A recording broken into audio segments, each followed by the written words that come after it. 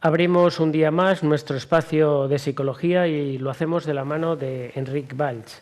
Enric, bienvenido una semana más a nuestro programa. Gracias, un placer estar aquí de nuevo. Ansiedad y estrés son dos términos que nos acompañan en esta sociedad que vive muy deprisa. Estos términos son casi inseparables, pero que hay que diferenciar porque hay parte positiva y parte negativa por ellos. Correcto, la ansiedad no es buena ni mala. La ansiedad es adaptativa o desadaptativa. Nos ayuda a adaptarnos e incluso a resistir ante situaciones vitales o situaciones que nos generan, una alerta. La ansiedad podemos identificarla, pues por ejemplo, tiene diferentes síntomas, que es sequedad de boca, sudoración, e incluso lo solemos focalizar en la parte del estómago o incluso en la espalda o dolores musculares cuando es de forma muy constante. Pero de hecho nos ayuda, es un mecanismo que tiene el ser humano para reaccionar ante situaciones vitales como antes comentaba. Pues por ejemplo, si tengo que prepararme un examen para una oposición o para el colegio o la universidad. Por ejemplo, me prepara para hacer una entrevista de trabajo. La ansiedad es ese mecanismo que nos ayuda a reaccionar ante situaciones, por ejemplo, laborales. Tienes que presentar un trabajo en esta fecha. Entonces, el mecanismo es de acción, de alerta. Incluso, ¿qué ocurre? Que hay personas que esa ansiedad la tienen de forma constante. Y definida lo que es el término de ansiedad y comprobado que no es ni buena ni mala, sino sencillamente que cada ser humano la tiene que asumir y trabajar, ¿cuáles son los síntomas? Bueno, los síntomas ya los hemos dicho, pero ¿cuál sería lo que nunca deberíamos de hacer delante de situaciones de ansiedad? Por ejemplo, la negación del problema, es decir, no tengo ansiedad, en fin.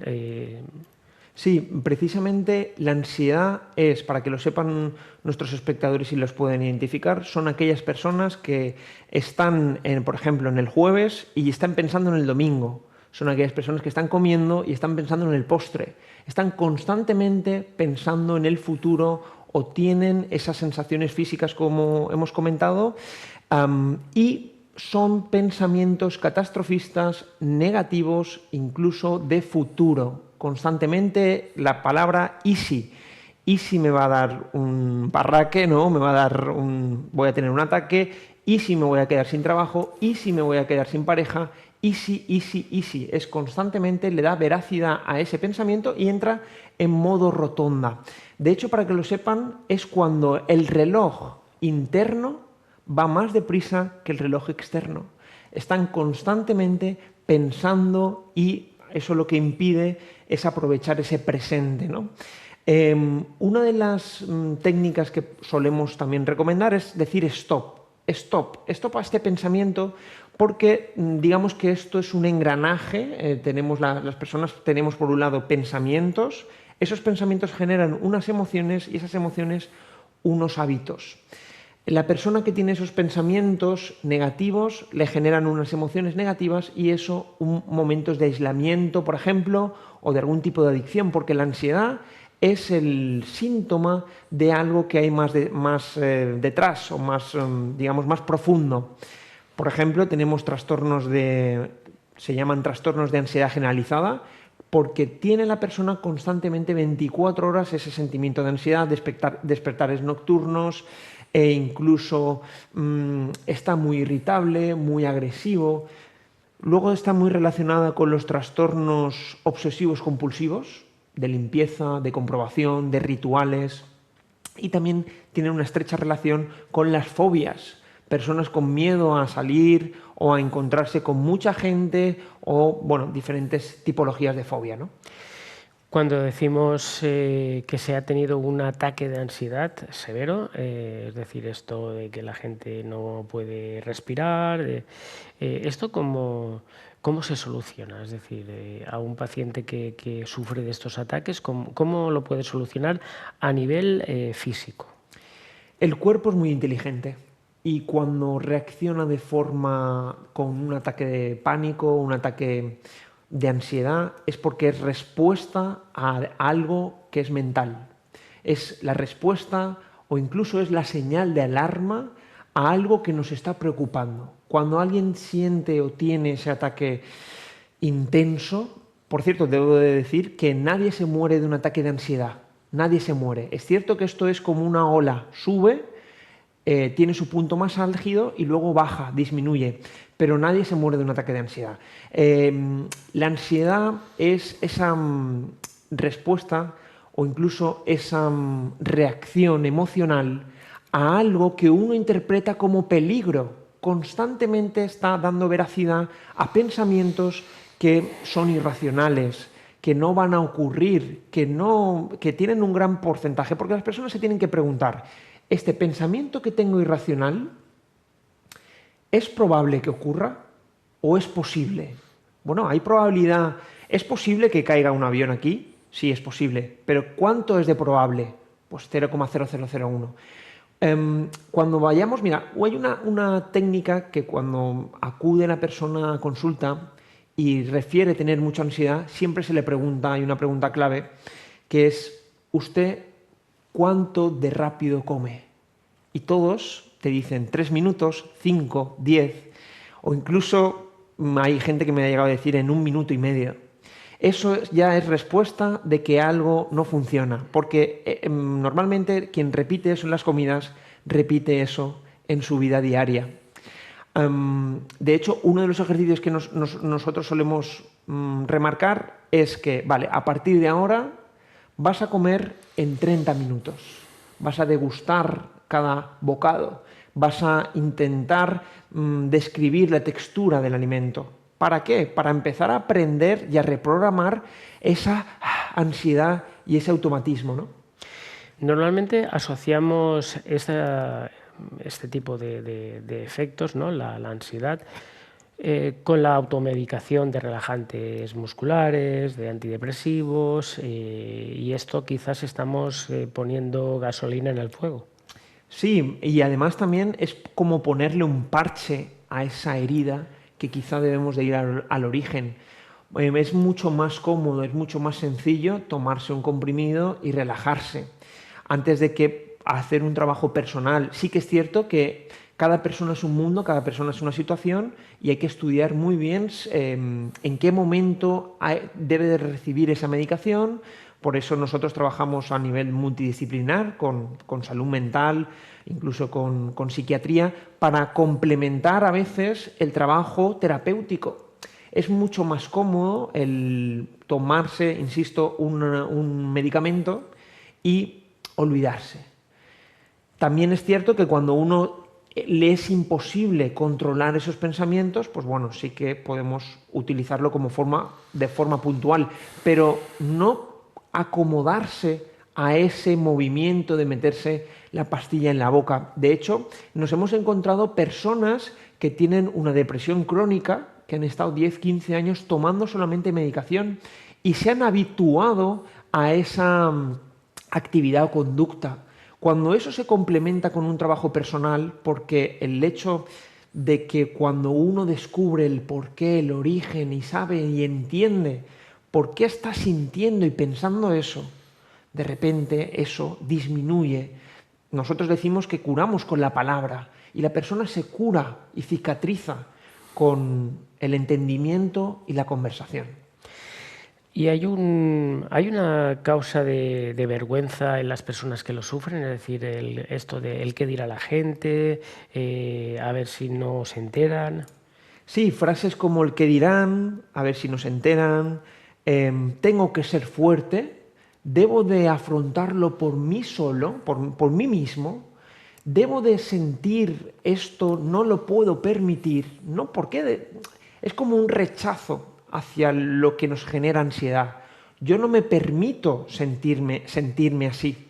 Y eso genera mucho más sufrimiento, mucha más culpabilidad y mucha más irracionalidad, porque esto es una rotonda. Nosotros decimos el síndrome de la rotonda, cuando viene un pensamiento y no sé o no soy capaz de decir stop o incluso de canalizar esa tensión.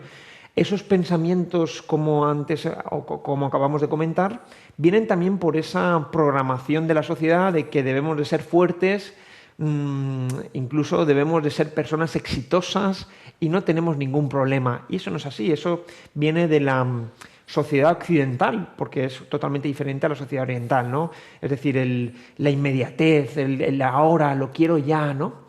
E incluso de chafar cabezas ante todo, ¿no? Y eso genera mucho más tensión y mucho más sufrimiento. Y podríamos hablar de las personas que sufren la ansiedad como que viven constantemente en un estado de alarma, de miedo a que vuelva a ocurrir y no son capaces de arbitrar el problema, ¿no? de afrontarlo. Sí, efectivamente, la persona ansiosa va constantemente con el estado de alarma, con una señal, un piloto rojo, que es yo interpreto esto como peligro, constantemente. El salir a la calle es peligro. El hablar y el afrontar a una entrevista de trabajo o incluso el hablar con un compañero es ya señal de alarma. El hablar con mi padre o mi madre, decirle que esto no me parece bien, es ya el piloto automático y eso genera mucho bloqueo, mucha insatisfacción que debemos de canalizar pues a través, por ejemplo, de la relajación, de la meditación, de la práctica del yoga o incluso también de canalizar toda esa tensión a través de la expresividad. Podemos potenciar, todo el ser humano es único, es irrepetible, pero sí que es cierto que todos tenemos nuestras capacidades y nuestras limitaciones. Potenciemos esas capacidades, potenciemos esas habilidades y disminuyamos también esa ansiedad. Otra de las técnicas que podemos utilizar es la práctica del ejercicio físico. La práctica del ejercicio físico está demostrado que tiene beneficios. Liberamos sustancias químicas a nivel cerebral, dopamina, serotonina, felicidad, tranquilidad. Estamos generando un nuevo hábito. Es ahora que estamos practicando el deporte o el ejercicio físico, el caminar, ya le dedicamos una hora menos a esas preocupaciones.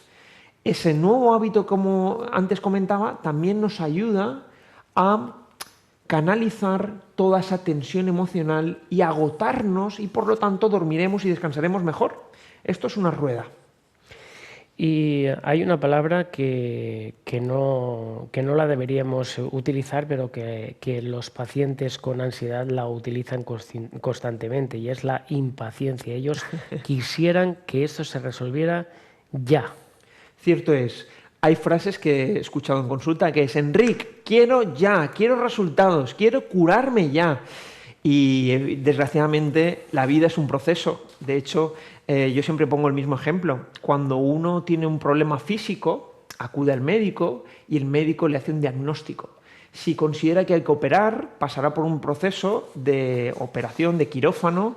Después del quirófano tiene su proceso de cicatrización y de curación y después un proceso de rehabilitación dependiendo un poco de la situación, ¿no? Por lo tanto, es un proceso que nos sirve también para practicar esa paciencia. Decíamos el ejemplo de la comida, ¿no? El hecho, voy a practicar sin ningún tipo de distracción, sin televisor, sin radio, sin móvil. Voy a estar conscientemente comiendo para también practicar esa paciencia que desgraciadamente nadie nos ha enseñado, ¿no? Cuando uno me decía el otro día, una paciente, Enric, me he dado cuenta con la paciencia cuando me he puesto a cuidar de mi planta, a regarla, pues de repente eso también tiene un proceso, no crece de un día para otro, ¿no? Y me he dado cuenta de que si no la riegas, la planta se muere. Y efectivamente, ¿no? Hay que estar pendiente y estar constantemente practicándolo. A ver, hay que diferenciar claramente entre la tensión que nos ayuda a crecer y el miedo que nos bloquea. Es fundamental.